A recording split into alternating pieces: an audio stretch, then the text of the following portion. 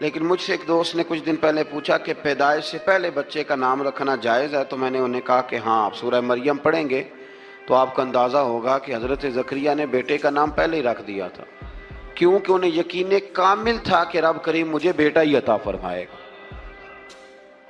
تو حضرت یحییٰ علیہ السلام کو اللہ تعالیٰ نے بچپن میں ہی نبوت عطا کی اور کتاب دی۔ ان کے اوصاف یہ بیان کیے کہ وہ پاکیزہ اور متقی تھے، ماں باپ کے ساتھ نیکی کرنے والے تھے اور سرکش نہیں تھے۔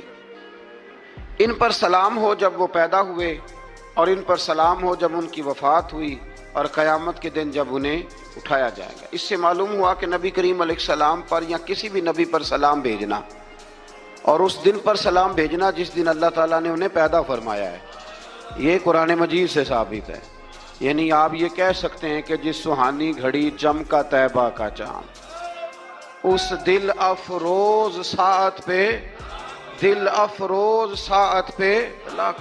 تو یہ عین قرآن مجید ہے کہ جس دن وہ پیدا ہوئے اس دن ان پر سلام۔ اللہ تعالیٰ سمجھنے کی توفیق عطا فرمائے۔